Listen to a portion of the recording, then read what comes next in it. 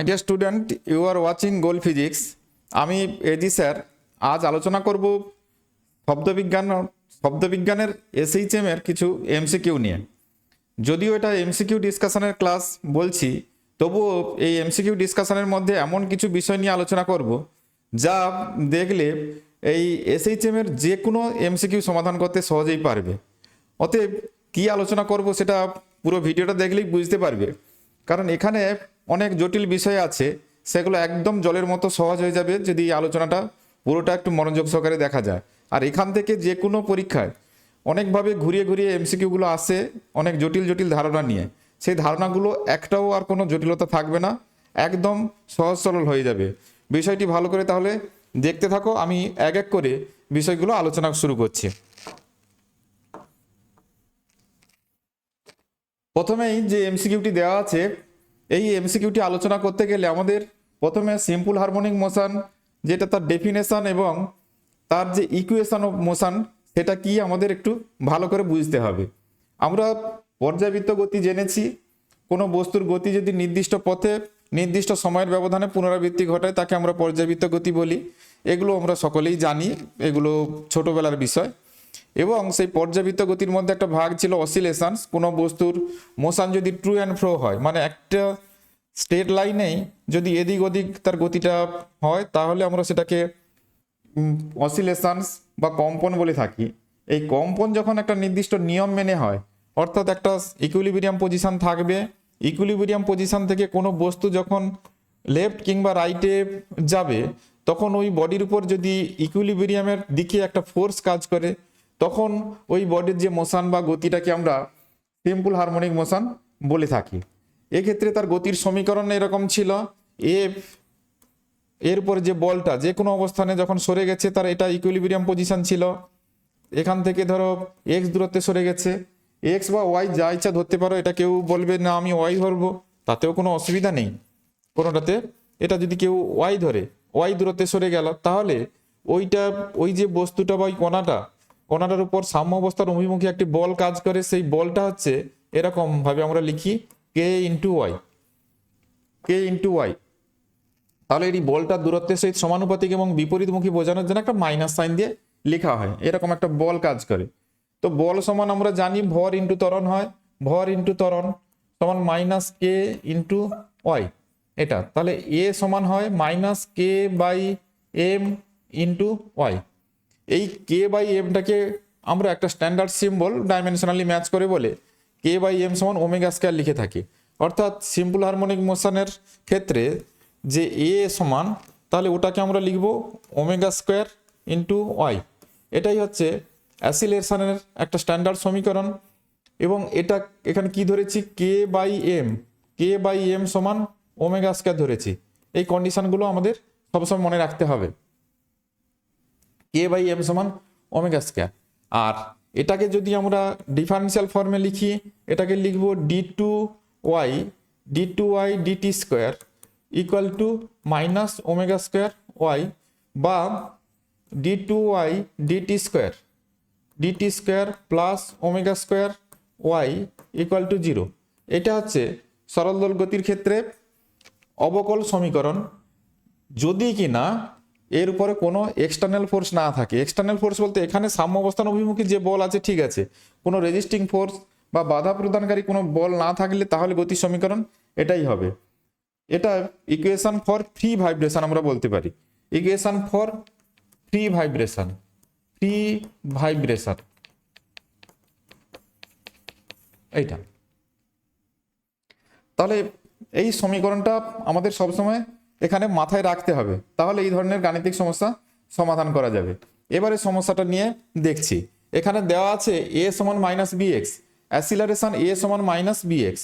প্রবলেমে যেটা দেওয়া আছে অ্যাসিলারেশন এ সমান মাইনাস বি এক্স। আরেকটা কথা বলে রাখি, এখানে এই প্রবলেম সলিউশনের সময় আমি সাইডে যে থিওরিগুলো করে যাচ্ছি, তোমরা যদি একটু সাইডে নোট করে রাখো, তাহলে কিন্তু এগুলোকে আর আলাদা করে বই থেকে সংগ্রহ করে পড়তে হবে না, এখানেই সব রেডি হয়ে যাবে। এক এক করে নোটগুলোও রেডি করে নেবে। তাহলে এ সমান মাইনাস বি এক্স, স্ট্যান্ডার্ড যে সমীকরণ এটা স্ট্যান্ডার্ড সমীকরণ এ সমান মাইনাস ওমেগা স্কোয়ার ওয়াই। আমি এখানে স্ট্যান্ডার্ড সমীকরণটা লিখছি, ওমেগা স্কোয়ার ওয়াই, ওখানে ওয়াই আছে, এক্স ধরলে তাহলে এক্স হবে, যদি আমি এক্স দিয়ে লিখি তাহলে সমীকরণটা এটা হবে। তাহলে যেটা দেওয়া আছে গিভিন সমীকরণ আর স্ট্যান্ডার্ড সমীকরণ, এই দুটো যদি কম্পেয়ার করি তাহলে ওমেগা স্কোয়ার সমান এখানে কত আছে, বি আছে,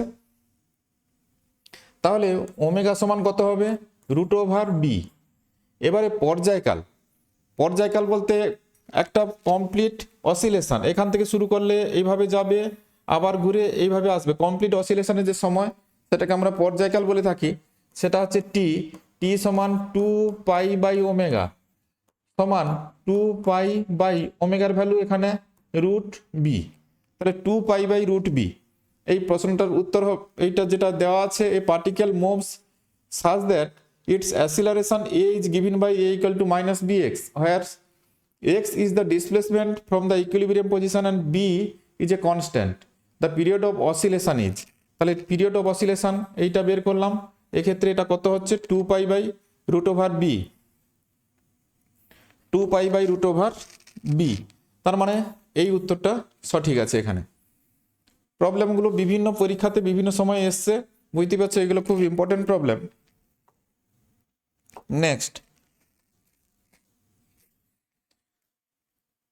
নেক্সট এই প্রবলেমটা, a simple harmonic oscillator has an amplitude A and time period T, the time required by it to travel from x = a to A. তো আচ্ছা, এটা করতে গেলে আমাদের দুটো জিনিস, সরল দোলগতির যে সাধারণ সমীকরণ বা ডিফারেন্সিয়াল ফর্ম যেটা জেনেছি সেটা এরকম ছিল, d2y dt square plus omega square Y equal to 0। এটাকে সমাধান করলে আমরা সাইন দিয়ে একটা সমীকরণ পেয়ে যাব, ওয়াই ইকুয়াল টু এ এরভাবে সাইন ওমেগা টি প্লাস 5। আচ্ছা, তো সমীকরণ কি করে সমাধান করতে হয় ওগুলো এখানে কাজে লাগবে না, তাহলে আমার ওগুলো বেশি জানানো দরকার নেই। কিন্তু এই যে সমীকরণটা, এই সমীকরণটা কোথা থেকে এলো তাও জানতে চাইলে হয়তো বলা যায়, কিন্তু এখানে লেংদি প্রসেস হবে, একটুখানি আমি বলে রাখছি, দেখে নিতে পারো। এটা ধরো ইকুইলিব্রিয়াম পজিশন। আমি এইদিকে যদি একটা গ্রাফ প্লট করি, এদিকে হচ্ছে বিস্তার, আর এইদিকে নিচের দিকটা হচ্ছে সময়। তাহলে দেখো এই যে দোলকটা এখানে বাঁধা আছে, এটা দুলছে, এটার বিস্তার কম সহ দুললে ধরো এই পর্যন্ত যাচ্ছে, আবার এইদিকে এই পর্যন্ত আসছে, এই দিকটা এই পর্যন্ত, এটাকে আমরা প্লাস এ বলছি, আর এই দিকের এই দিকটা মাইনাস এ বলছি। তাহলে এর গতিটা সর্বোচ্চ এদিকে প্লাস এ পর্যন্ত হতে পারে, আর এই দিকে মাইনাস এ পর্যন্ত হতে পারে। যখন সময় গণনা শুরু করছি এটা সাম্য অবস্থায় ছিল, মানে এই পজিশনটা এর সাম্য অবস্থায় ছিল। তারপরে আমি যদি টোটাল টাইমটাকে বা পর্যায়কালটাকে আমরা টি হিসাবে ভাগ করি, এটা t/2, এটা t/4, এটা 3t/4, তাহলে এটা হচ্ছে t/4, এটা হচ্ছে t/2, এটা 3t/4, এটা হচ্ছে t। তাহলে টাইম যখন বাড়ছে, তাহলে বাড়তে বাড়তে t/4 টাইম পরে, অর্থাৎ এর পর্যায়কাল এখান থেকে এখানে যেতে মোট সময় 4/1 এখান থেকে ঘুরে আসতে আবার 4/1 এদিকে যাবে 4/1, এটা মোট টাইমটা হচ্ছে টি, এটাকে 4টা ভাগে ভাগ করছি, তাহলে t/4 টাইম পরে পার্টিকেলটা তার এইরকম দিকে সর্বোচ্চ বিস্তারে যাবে, মানে এরকম যাবে। তারপরে t/4 টাইম পরে পার্টিকেলটা তার এইভাবে সাম্য অবস্থায় আসবে, তারপরে আবার বাম দিকে যাওয়া মানে এদিকে আসবে, মানে এইরকম একটা অবস্থানে আসবে, তারপরে আবার এখানে চলে যাবে আবার t/4 পরে। অর্থাৎ এক্ষেত্রে সরল দোলগতির বস্তুটার গতি সরল দোলগতি পর্যায়ের, কিন্তু তার জন্য সময় বিস্তার যে লেখচিত্রটা পাওয়া যাচ্ছে সেটা এরকম সাইন সদৃশ্য, অর্থাৎ এটা একটা সাইনের সমীকরণ দিয়ে আমরা লিখতে পারি এর গতিটাকে। আমরা এভাবে মনে রাখতে পারি কেন এখানে সাইন দিয়ে লিখছি, এখানে সাইন দিয়ে লেখার কারণটা এভাবে মনে রাখা যায়। এখন বস্তুটা সাম্য অবস্থান থেকে শুরু না হয়, এটা ধরা যাক এরকম একটা জায়গা থেকে যদি এ যাত্রা শুরু করে, তাহলে তার প্রথমেই একটা কোণ ছিল, এই কোণটাকে আমি ফাই দিয়ে লিখতে পারি। তারপরের একটা অবস্থান এলো টি সময় পরে, সে আরও কিছুটা এগিয়ে গেছে, তাহলে টোটাল যে কোণটা, এই কোণটা হচ্ছে থিটা। এটা থিটা, আর এটা সমান কি হবে, তাহলে এটা হচ্ছে ফাই প্রাথমিক কোণ ছিল, আর এটা টি সময় সে গেছে, এটা হচ্ছে ওমেগা টি। তাহলে থিটা সমান ফাই প্লাস ওমেগা টি। এইভাবে আমরা টোটাল ফেজটাকে বিচার করে থাকি। এখানে এই জন্য সমীকরণে এটা স্ট্যান্ডার্ড সমীকরণ, এভাবে লেখা হয়। আর বস্তুকণাটি যদি প্রাথমিক অবস্থান এটা হয়, সাম্য অবস্থান থেকে যাত্রা শুরু করে, সেক্ষেত্রে ফাই ইকুয়াল টু 0 ধরতে হবে। যদি সাম্য অবস্থান থেকে যাত্রা শুরু করে সেক্ষেত্রে ফাই ইকুয়াল টু 0। আর এটা তো বললাম সাম্য অবস্থান থেকে বাম দিকে কিংবা ডান দিকে, ডান দিক বাম দিকে যে কোনো দিকে সর্বোচ্চ যতটা দূরত্ব যায় সেটাকেই আমরা বিস্তার বলি। তাহলে এখানে ওয়াইটা হচ্ছে কি, সাম্য অবস্থান থেকে যে কোনো মুহূর্তে সরণ, সাম্য অবস্থান থেকে সরণ, সেটা হচ্ছে ওয়াই। এটা হচ্ছে সর্বোচ্চ এই সাম্য অবস্থান থেকে বাম দিকে কিংবা ডান দিকে যতটা দূরত্ব যায় সেটা এ। আর সাইনের ভিতরে যে অংশটা আছে এটাকে আমরা দশা অংশ বলে থাকি। সাইনের ভিতরে যেটা আছে প্রাথমিক দশা থাকলে এটা ফাই ভ্যালু থাকবে, যদি প্রাথমিক দশা না থাকে তাহলে ফাইয়ের ভ্যালু 0 বসিয়ে প্রবলেমটা সলিউশন করতে হবে, অর্থাৎ শুধু সাইন ওমেগা টি হবে। এই হচ্ছে এখানকার বিষয়। তাহলে এখানে এগুলো আমার প্রয়োজন নেই, এটা প্রয়োজন নেই, আমি জাস্ট বোঝানোর জন্য বললাম। আমাকে তাহলে মনে রাখতে হবে কিটা প্রবলেম সলিউশনের জন্য, এটাও দরকার নেই, এই মেন ইকুয়েশনটি আমাকে মনে রাখতে হবে। সরল দোলগতির ক্ষেত্রে যে ইকুয়েশনটি কার্যকর হয় সেটা হচ্ছে এটা, y equal to A sine omega T plus phi. এটা আমার কাজে লাগবে। A simple harmonic oscillator has an amplitude A. এখানে অ্যাম্পলিটিউডকে ছোট এ ধরতে বলেছে, তাহলে আমরা ছোট এ ধরে নিই, এটাকে ছোট A, and time period T. Time period এটা কোথায় থাকবে, এ সাইন, এটা ওমেগা সমান হয় 2π/t ইন্টু ছোট টি প্লাস প্রাথমিক দশা এটা। The time required by it to travel from x equal to a to x equal to a/2। তাহলে এটা যদি তার সাম্য অবস্থান হয়, এই দিকটা হচ্ছে প্লাস এ এটা, আর এটা হচ্ছে মাইনাস এ, তাহলে স্টার্টিংয়ে কোথায় ছিল, x ইকুয়াল টু a তে ছিল, মানে পার্টিকেলটা এখানে ছিল স্টার্টিংয়ে অ্যাট t ইকুয়ালস টু 0। তাহলে সমীকরণ এটা at t equals to 0, t equals to 0তে y ইকুয়াল টু কত ছিল, y ইকুয়াল টু ছিল, ওটা ছিল a। তাহলে এই সমীকরণের মানটা বসিয়ে দিই, তাহলে a সমান a into sign 2π/t into T plus 5। তাহলে এটা কত হবে, 1 হবে। এটা এ বোথ সাইডে এ আর এ কেটে গেল, তাহলে sine 2π/t small T plus 5 equals to sine 90। এখানে 90 না লিখে আমরা π/2 লিখবো, কারণ বোথ সাইডে পাই দিয়ে রাশিমালা আছে। আর টি ইকুয়ালস টু 0, হ্যাঁ, আর টি ইকুয়ালস টু 0, এখানে টির ভ্যালু 0 বসিয়ে দাও, এটা টি ইকুয়ালস টু তাহলে 0 বসিয়ে দিই ইন্টু 0। তাহলে এখানে আমরা এটা তো এই পার্টটাতে 0 হয়ে যাচ্ছে, তাহলে সাইন ফাই ইকুয়াল টু π/2, তাহলে ফাই ইকুয়াল টু কত হবে, কম্পেয়ার করলে π/2। তাহলে এক্ষেত্রে সমীকরণ যেটা আসছে actually y equal to A sine omega T plus π/2, এটাই হচ্ছে সমীকরণ। তা এখন বলছে x ইকুয়াল টু এ থেকে x ইকুয়াল টু a/2 তে আসতে কত সময় লাগবে। তাহলে এখন y জায়গায় a/2 বসিয়ে দাও, a/2 সমান এ সাইন ওমেগা টি প্লাস π/2। দেখো এখানে মনে রাখবে, যদি কণাটি তার সাম্য অবস্থান থেকে যাত্রা শুরু করতো তাহলে এখানে কিন্তু এই ফাইয়ের ভ্যালু ধরতে হতো না, ফাই ইকুয়াল টু 0 ধরতে হতো। এখানে যাত্রা শুরু করছে কোথা থেকে, এই যে এখানে যেটা প্রবলেমে দেওয়া আছে x ইকুয়াল টু a থেকে যাত্রা শুরু করছে, তাহলে সেটা সাম্য অবস্থান নয়। x ইকুয়াল টু 0 থেকে যাত্রা শুরু করলে, যদি এটা প্রশ্ন থাকতো x ইকুয়াল টু 0 থেকে x ইকুয়াল টু a/2 তে যেতে কত সময় লাগবে, তাহলে ফাই ইকুয়াল টু 0 ধরে এই সমীকরণটা, এই যে সমীকরণটা আছে ফাই ইকুয়াল টু 0 ধরে মান বসিয়ে দিলে হয়ে যেত। এক্ষেত্রে যেহেতু a থেকে আছে তাই আমি দশাটা বের করলাম, দশা দিয়ে আগে সমীকরণ তৈরি করছি এটা, তারপরে এবারে মান বসাচ্ছি কোথা থেকে কোথায় আসবে, a থেকে a/2 তে আসবে। তাহলে এটা কত হবে, sine omega T plus pi by two সমান সাইন, এটা কত, এটা হবে হাফ, হাফ মানে সাইন 30 ডিগ্রি, অর্থাৎ এটা আসবে পাই বাই 6, 30 ডিগ্রি।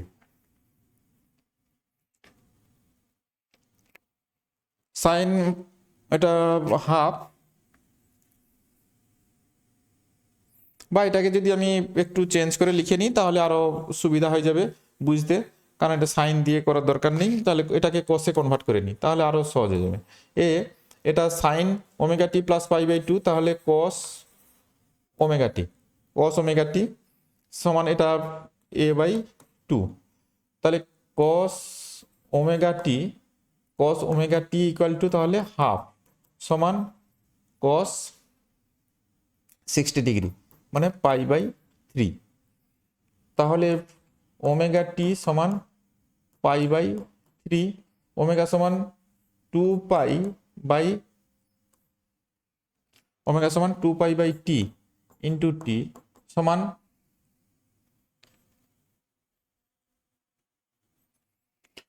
এটা হবে পাই বাই 3, তাহলে টি সমান, পাইটা বোথ সাইডে কেটে যাচ্ছে, টি সমান और टी समान এটা হচ্ছে টি বাই 6, টি সমান টি বাই 6। হ্যাঁ, অর্থাৎ এটা কোনটা উত্তর হবে, এটা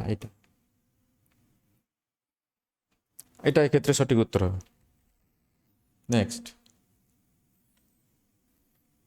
তাহলে আবারও একবার স্মরণ করিয়ে দিই আমি যে সরল দোলগতির সমীকরণটা কি হলো, y equal to A sine omega T plus phi, তাহলে ওয়াইটা হচ্ছে সাম্য অবস্থান থেকে তার কণাটির সরণ, এটা হচ্ছে বিস্তার, ওমেগাটা হচ্ছে কৌণিক বেগ, অনেক সময় এটাকে কৌণিক কম্পাঙ্কও বলা হয়, আর ফাইটা হচ্ছে প্রাথমিক দশা, এবং ওমেগা সমান আমরা অনেক সময় লিখি ওমেগা সমান 2 পাই এফ 2 পাই এন, যে যেমন পারে ধরে এটা। এখন এখান থেকে আমরা কণার বেগ বের করতে পারি, ওটা ডেরিভেটিভ করলে বেগ বেরিয়ে আসবে, তোমরা ডেরিভেটিভ করে দেখবে, আমি আর ওগুলো এত ক্যালকুলেশন করছি না।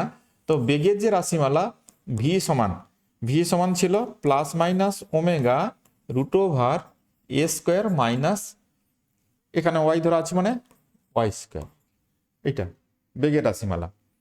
এখানে বেগ সর্বোচ্চ কত হতে পারে, এটা যদি বেগের রাশিমালা হয়, কণাটি যখন তার সাম্য অবস্থায় আছে, তাহলে কণাটা এইভাবে ভাইব্রেট করছে, এটা তার ইকুইলিব্রিয়াম পজিশন, এটা তার সাম্য অবস্থা, তাহলে সাম্য অবস্থায় যখন আছে তখন y equal to 0, y equal to 0 হলে ভির মান সর্বোচ্চ হবে, তাহলে ভি ম্যাক্স কত হবে, সেটা হবে ওমেগা ইন্টু এ, আমি ভ্যালুটা লিখছি, প্লাস মাইনাস সাইন দিয়ে কেউ লিখতে পারে, তাহলে ভি ম্যাক্সের ভ্যালুটা কত হলো ওমেগা এ।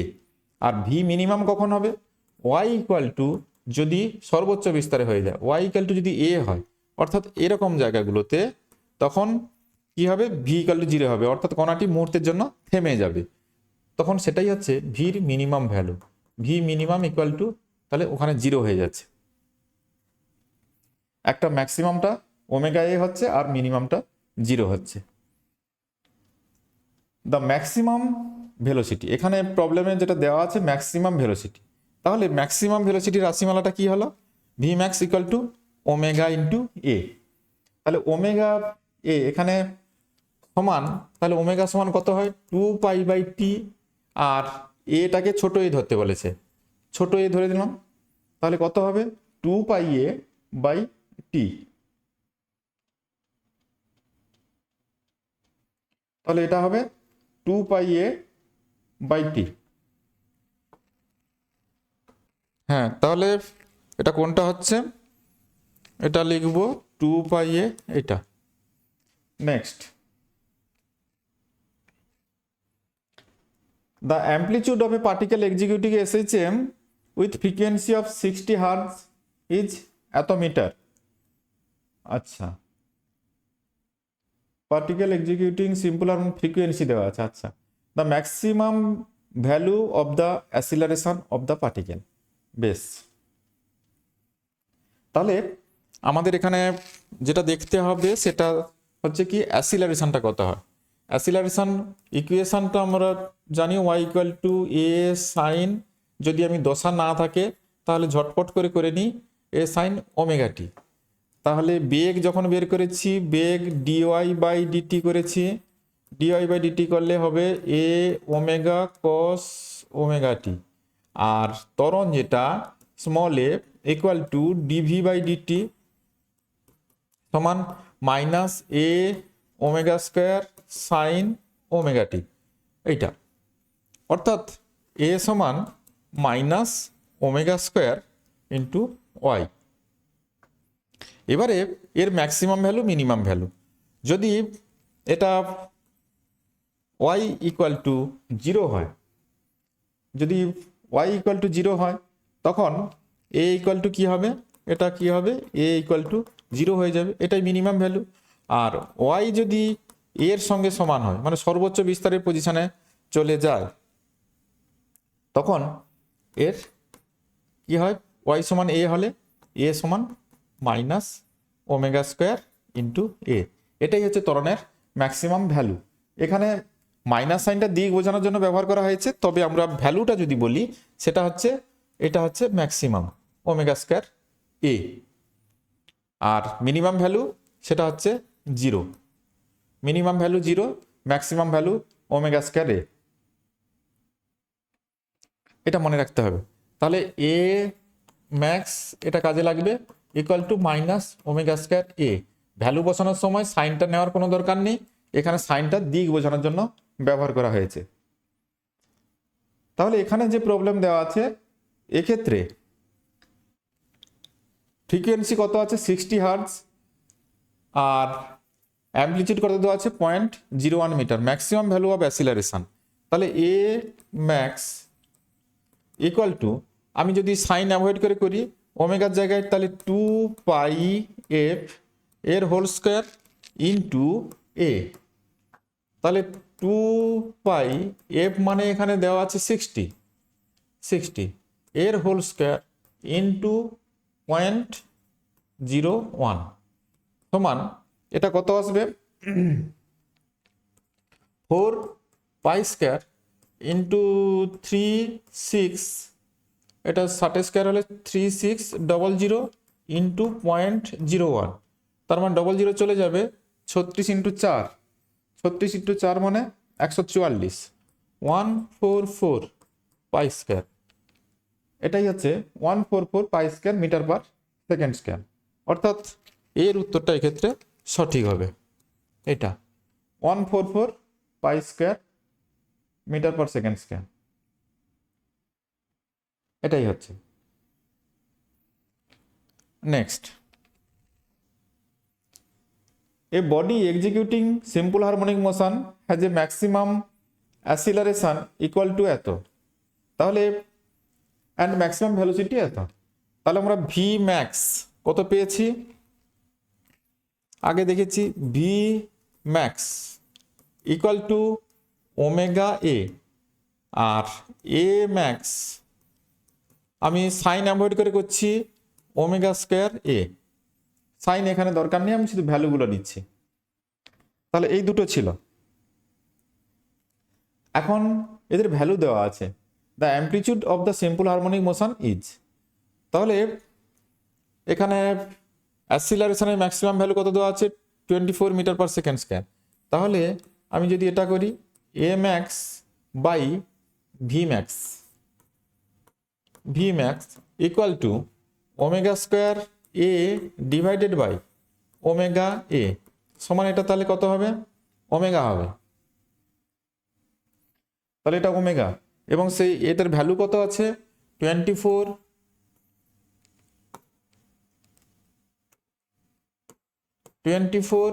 বাই এটা হচ্ছে 16 ইকুয়াল টু ওমেগা,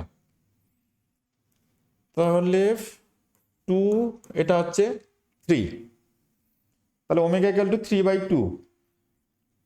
এখন বের করতে হবে কিটা, the amplitude of the simple harmonic motion. তাহলে ওই ভি ম্যাক্সের রাশিমালাতে বসিয়ে দাও। তাহলে v max equal to omega into A. তা ভি ম্যাক্সের ভ্যালু কত? 16 সমান ওমেগার ভ্যালু কত? 3/2 ইন্টু এ। তাহলে এ সমান এটা হবে 32/3 মিটার। তার মানে 1 নম্বর উত্তরটার সঙ্গে মিলছে। এখানে কয়েকটি গুরুত্বপূর্ণ কথা বলে রাখি এই প্রসঙ্গে, যেটা এমসিকিউ আকারে দিয়েও থাকে, এখানে হয়তো প্রশ্নে নেই। সরণ ও বেগের মধ্যে দশা পার্থক্য কত? সরল দোলগতি সম্পন্ন কণার সরণ আর বেগের মধ্যে দশা পার্থক্য। সরণের যে সমীকরণ y ইকুয়াল টু আমরা লিখেছি a সাইন ওমেগা টি, আর বেগের যে সমীকরণ সেটাকে dy/dt করলে পাওয়া যায়। ভি সমান এটা লেখা হয়, এটা ডেরিভেটিভ করলে হবে ওমেগা এ কস ওমেগা টি। তাহলে এই সরণ আর বেগের মধ্যে দশা পার্থক্য কি করে দেখব? এইটাকে যদি আমরা এভাবে লিখি, এ ওমেগা একই রকম ফর্মে না লিখলে আমরা বুঝতে পারবো না। সাইন ওমেগা টি প্লাস π/2, তাহলে কিন্তু এটা কস চলে আসবে। তাহলে এক্ষেত্রে ভির যে সমীকরণ আর এর যে সমীকরণ, দেখো সমীকরণ দুটোর সামনে যাই থাকুক, দশা অংশে দেখো এখানে ওমেগা টি আছে, এখানে ওমেগা টি প্লাস π/2 আছে। তাহলে পার্থক্য কত? Omega t plus π/2 minus omega t সমান কত হবে? π/2। তাহলে সরল দোলগতি সম্পন্ন, এগুলো নোট রাখবে, সরল দোলগতি সম্পন্ন কণার ক্ষেত্রে সরণ ও বেগের মধ্যে দশা পার্থক্য হচ্ছে π/2। সরণ ও বেগের মধ্যে দশা পার্থক্য π/2। তাহলে ত্বরণ আর সরণের মধ্যে দশা পার্থক্য কত হবে? ত্বরণ আর সরণ, তাহলে ত্বরণের রাশিমালা যেটা দেখতে পাচ্ছ, এ সমান মাইনাস ওমেগা স্কোয়ার ওয়াই। তাহলে এখানে মাইনাস সাইন একটা সামনে আছে, মাইনাস সাইন মানে পাই দশা পার্থক্য। ওই একই রকম ভাবে কম্পেয়ার করতে পারো, ইকুয়েশনে যখন পাই বসিয়ে দেবে ওই মাইনাস সাইন আছে। তাহলে সরল দোলগতি সম্পন্ন কণার ত্বরণ ও সরণের মধ্যে দশা পার্থক্য পাই, ত্বরণ আর সরণের মধ্যে দশা পার্থক্য পাই, সরণ বেগের মধ্যে π/2, আর বেগ সরণের মধ্যে এটা তো হলো π/2। তাহলে এইভাবে কোশ্চেন এমসিকিউ আকারে থাকতে পারে, একটু সচেতন থাকবে। Next, A particle is vibrating in a simple harmonic motion with an amplitude of 4 centimeter. At what displacement from the equilibrium position its energy half the potential and half the kinetic. তাহলে এবার energy সংক্রান্ত প্রবলেমে যাওয়ার জন্য energy রাশিমালাটা কি ছিল সেটা একবার দেখে নিই। তাহলে কাইনেটিক এনার্জির যে রাশিমালা, কাইনেটিক এনার্জি সমান হাফ এম ভি স্কোয়ার সমান হাফ এম ইন্টু ভির জায়গায় এখানে কত বসবে? ওমেগা স্কোয়ার ইন্টু এ স্কোয়ার মাইনাস ওয়াই স্কোয়ার। এটা কারণ আমি ভির মানটা বসিয়ে দিলাম, ভি সমান omega root over A square minus Y square ছিল, তাহলে সেটাকে স্কোয়ার করে বসালে এরকম দাঁড়াবে। আর পোটেনশিয়াল এনার্জি রাশিমালা যেটা ছিল, potential energy half M omega square, এটা ছিল ওয়াই স্কোয়ার। এইভাবে তো গতির যে কোনো অবস্থানে আমরা টোটাল এনার্জিকে কনজার্ভ হিসাবে ধরতে পারি, অর্থাৎ টোটাল এনার্জি কত হয়? ই সমান ওই দুটোকে যোগ করলে আমরা দেখতে পাচ্ছি এনার্জিটা হবে half M omega square A square. এটা হচ্ছে টোটাল এনার্জি রাশিমালা। এখান থেকে যেটা কোশ্চেন থাকে যে গতিশক্তি এবং স্থিতিশক্তির কম্পাঙ্ক কত? একটা সরল দোলগতি সম্পন্ন কণার যে সমীকরণ y equal to A sine omega t ছিল, বা এটাকে আমরা এইভাবে লিখি A sine 2πf into t, 2πf into t. তাহলে এখানে কম্পাঙ্ক কত আছে? এফ আছে, কিন্তু এর স্থিতিশক্তি বা গতিশক্তির কম্পাঙ্ক কত হবে? আমি এখানে যদি বলি এটা কত আছে, ভি স্কোয়ার আছে গতিশক্তির রাশিমালাতে, তা ভি রাশিমালাতে ওখানে যেটা ছিল আমি যদি লিখি একবার, ভি সমান এ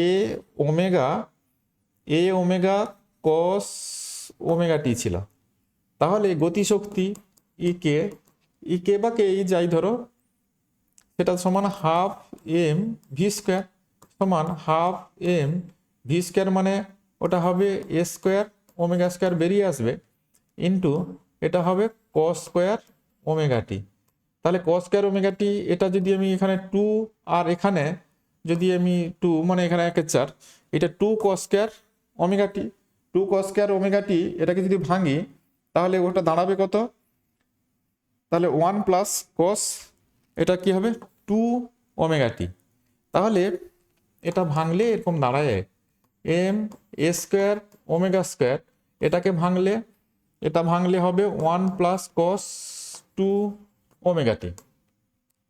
অর্থাৎ এখানে আগে যেটা ওমেগা ছিল, এখানে সব ওমেগা ছিল, এটা ওমেগা ছিল, এখন কত হয়ে গেছে 2 omega.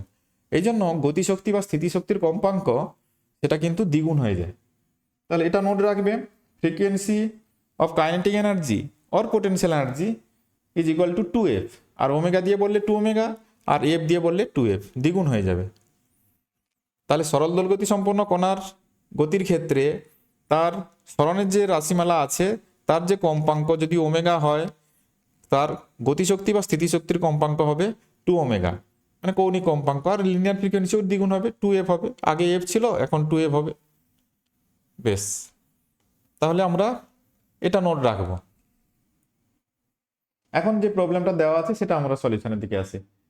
Vibrating in a simple harmonic motion with an amplitude of 4 centimetre. তাহলে এখানে A equal to 4 centimetre.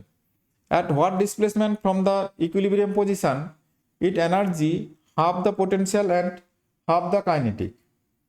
Half potential আর half kinetic, এটা আমাকে বের করতে হবে। তাহলে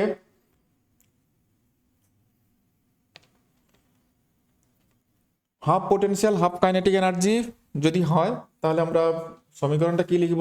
কাইনেটিক এনার্জি রাশিমালা যে half M omega square into Y square, এটা হচ্ছে পোটেনশিয়াল এনার্জি রাশিমালা।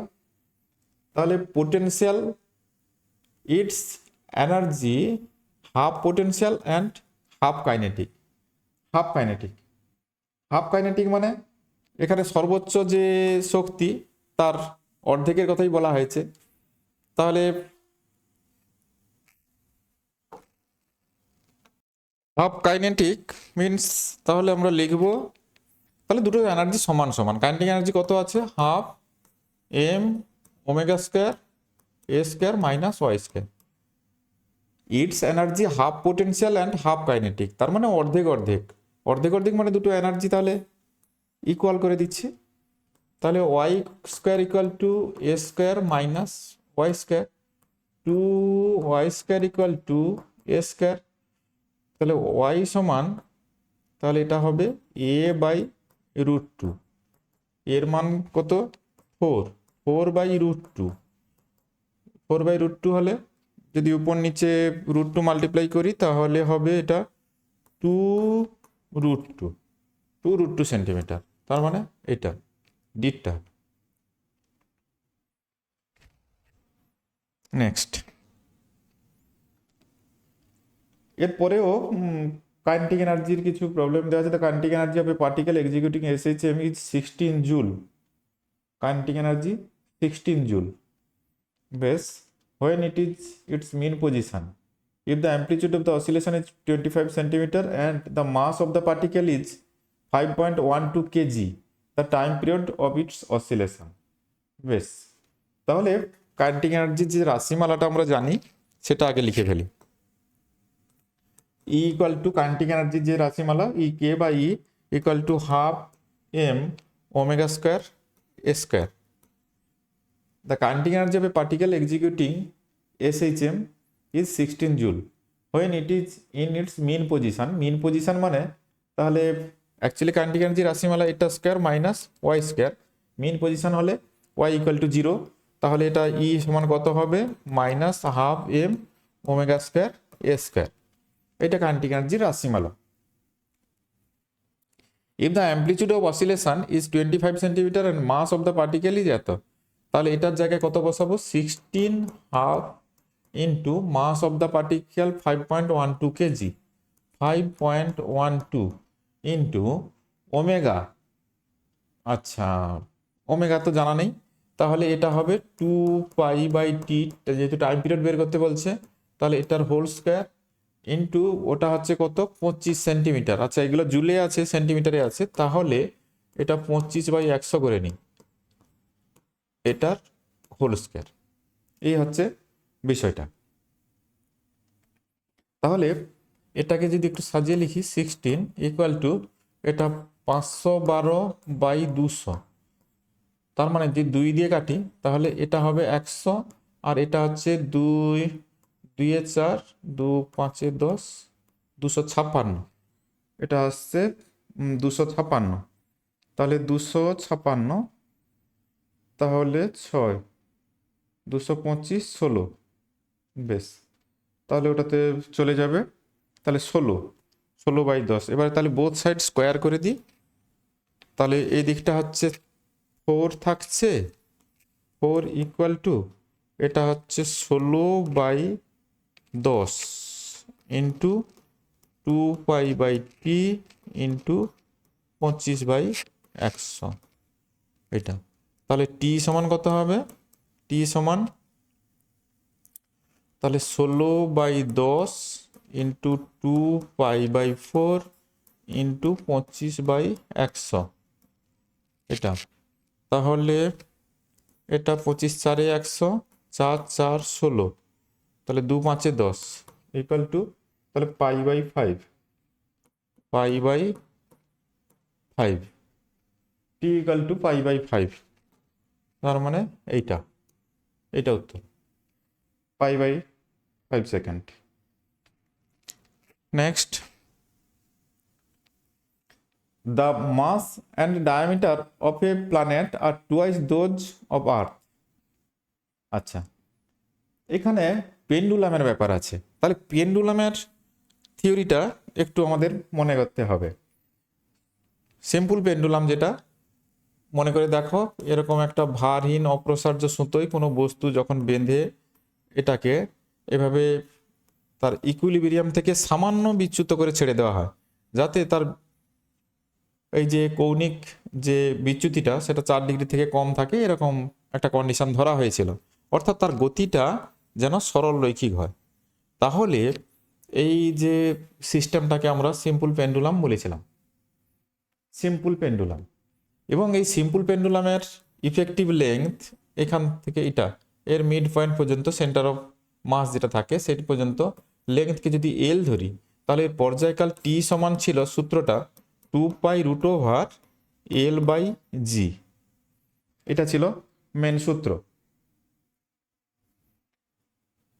তো তাহলে এখানে পর্যায়কালটা যেমন ওই সরল দোলকের কার্যকর দৈর্ঘ্যের উপর নির্ভর করে, তেমনি অভিকর্ষজ ত্বরণ জি এর উপরও নির্ভর করে। তো জি যদি কোনো কারণে চেঞ্জ হয় তাহলে কিন্তু এল এর ভ্যালু, ওই টির ভ্যালুটা চেঞ্জ হয়ে যাবে। এখানে একটা প্ল্যানেটের কথা বলেছে, ওখানে আর্থের সাপেক্ষে তার কম্পেয়ার করেছে, তাহলে ওখানে নিশ্চয়ই জির ভ্যালুর কিছু চেঞ্জ আছে, তার কারণে এখানে বলেছে the period of oscillation of the pendulum on this planet কত হবে। তাহলে আমরা আগে ওই প্ল্যানেটে জি এর ভ্যালুটা কি আছে দেখে নিই। জির সঙ্গে আমরা জানি ক্যাপিটাল জি এবং এম এবং ওই গ্রহের ব্যাসার্ধের সম্পর্ক এরকম ছিল। এটা আর্থের ক্ষেত্রে যদি এটা ধরি, ওই গ্রহের ক্ষেত্রে অভিকর্ষ ত্বরণ ধরো জি প্রাইম সমান, জির মান চেঞ্জ হবে না, কিন্তু মাস চেঞ্জ হবে, রেডিয়াস চেঞ্জ হবে, এইটা। তাহলে আমরা যদি G'/G করি, G'/G এটা করলে কি আসবে, তাহলে এটা M'/R'²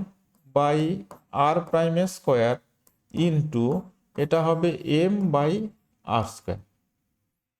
তাহলে এখানে বলছে the mass and diameter of a planet are twice those of the earth, মাসটা দ্বিগুণ আছে, তাহলে G'/G সমান মাসটার দ্বিগুণ, তাহলে 2M বাই এটা হচ্ছে M আছে ইন্টু রেডিয়াসটা, mass and diameter of the planet are twice those of Earth, তাহলে রেডিয়াসটাও দ্বিগুণ, তাহলে এটা যদি R² লিখি এটা তাহলে 2r এর হোল স্কোয়ার। তাহলে এটা হচ্ছে 2/4 মানে 1/2। তাহলে জি প্রাইম ইকুয়াল টু g/2 এটা আছে।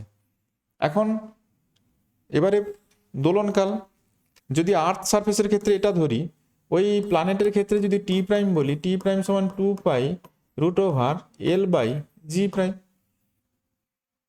তাহলে টি প্রাইম বাই টি সমান √√, এটা তাহলে কি আসবে, টি আছে মানে L/g, জি উপরে যাবে, জি প্রাইম তলায় আসবে, সমান এটা তাহলে জি, এটা g/2, তাহলে এটা হবে √2 উপরে থাকবে।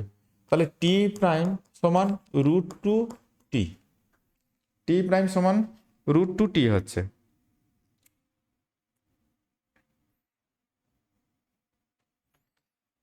√2t, কিন্তু এখানে কি দেওয়া আছে, if it is a second pendulum on the earth. Second pendulum মানে টির ভ্যালুটা সেকেন্ড পেন্ডুলামের ক্ষেত্রে টাইম পিরিয়ড হয় 2 second.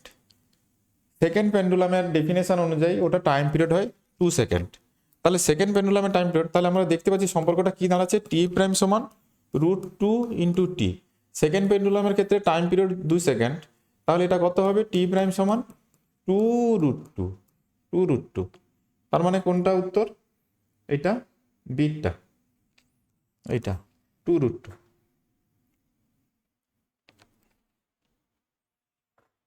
Next, simple pendulum is executing simple harmonic motion with a time period t. If the length of the pendulum is increased by 21%, the percentage increase in the time period of the pendulum is increased length is কত হবে। তাহলে এখানে যা দেওয়া আছে আগে লিখে ফেলি। If the length of the pendulum is increased by 21%, length increase করা হয়েছে, তাহলে শরৎদোলকের যা লেংথ ছিল তার 21% লেংথ ইনক্রিজ করা হয়েছে। তাহলে প্রিভিয়াস লেংথ ধরো এল ছিল, এখন কত হয়েছে, এল প্রাইম সমান 121/100 ইন্টু এল। এটা হচ্ছে লেংথের যে এক্সপ্রেশন সেটা লিখলাম। আর আগে টাইম পিরিয়ড টি ছিল, টি সমান 2π√L/g। বর্তমান টাইম পিরিয়ড টি প্রাইম সমান 2π√L প্রাইম বাই জি। তাহলে T prime by T, T prime by T সমান কত আসবে, √L প্রাইম বাই এল। মান বসিয়ে দিই, টি প্রাইম বাই টি সমান √121/100 ইন্টু এল, এটা তলায় এল, তাহলে ওটা হবে 11/10 এটা। এখন percentage increase in the time period, তাহলে টাইম পিরিয়ডের ইনক্রিজটা বের করতে বলেছে, টি প্রাইম বাই টি -1 করি বোথ সাইডে হিসাবের সুবিধার জন্য, অন্যথায় কিছু না। এটা তাহলে হবে টি prime minus T by T সমান, এটা হবে 1/10। এবার শতকরা পরিবর্তনের জন্য এটাকে বোথ সাইডে 100 দিয়ে আমরা মাল্টিপ্লাই করব, মাল্টিপ্লাই করলে কত হবে, 10% হবে। আচ্ছা, এখানে অপশানগুলো অমিট হয়ে আছে, এটা তাহলে অপশানে আসবে 10%, এটা হবে 10%।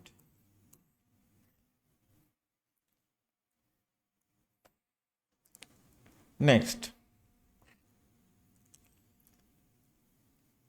এখন যেটা দেখতে পাচ্ছি, two bodies m and n of equal masses are suspended from two separated massless spring. এবারে স্প্রিংয়ে ঝোলানো বস্তুর ক্ষেত্রে কোনো বডিকে যখন আমরা ওইভাবে স্প্রিংয়ে ঝুলিয়ে এভাবে রাখছি, এর মাস সাপোজ এম, সামান্য টেনে যদি ছেড়ে দিই তাহলে এটা কি হবে, এটা আপ অ্যান্ড ডাউন মোশনে ভাইব্রেট করবে। তো সেক্ষেত্রে স্প্রিংয়ের ক্ষেত্রে আমরা যে পর্যায়কালের রাশিমালা পাই সেটা হচ্ছে 2π√m/k, টি সমান 2π√m/k।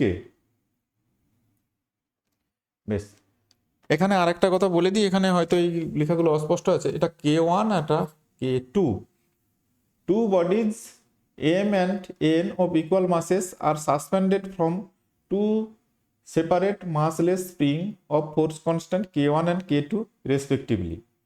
If the two bodies oscillates vertically such that their maximum velocities are equal, the ratio of the amplitude of M and N, তাহলে এক্ষেত্রে তাদের যে ভাইব্রেশন হচ্ছে সিম্পল হারমোনিক মোশনেই ভাইব্রেট করছে, তো তাদের ক্ষেত্রে কি বলেছে, oscillate vertically such that their maximum velocities are equal, maximum ভেলোসিটিটা তাদের ক্ষেত্রে ইকুয়াল। তাহলে ভি সমান যে রাশিমালা হয়, ভি সমান আমরা জানি কত হয়, ওমেগা ইন্টু এ, ভি সমান ওমেগা ইন্টু এ। তাহলে দুটি ক্ষেত্রে দুটো বডি যাদের ভর এম এবং n of equal masses are suspended from two separate massless spring of force constant K1 K2। তাহলে বেগ প্রথমটার ক্ষেত্রে সেটা ভি সমান, তাহলে আমি লিখব, আমি বললাম ওমেগা 1 A1। দ্বিতীয়টার ক্ষেত্রে V2 সমান ওমেগা 2 A2। তাহলে এখানে ওমেগা সমান কত আছে, ওমেগা সমান 2π/t হয়। তাহলে 2π/t যদি করি তাহলে 2π কেটে যাচ্ছে, ওটা তাহলে হবে রুট ওভার ওটা k/m,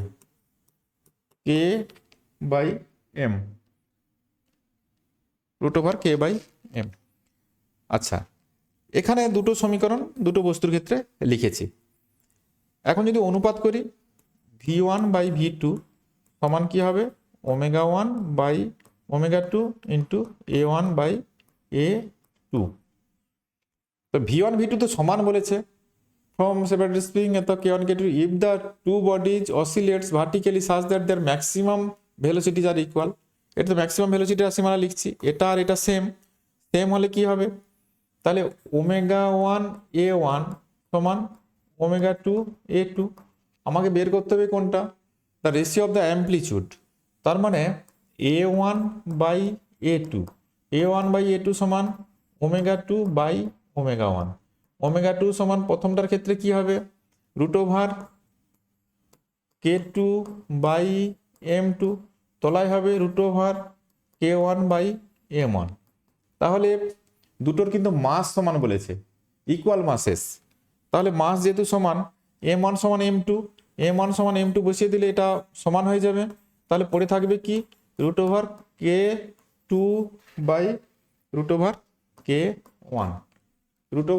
K2/K1, এইটা।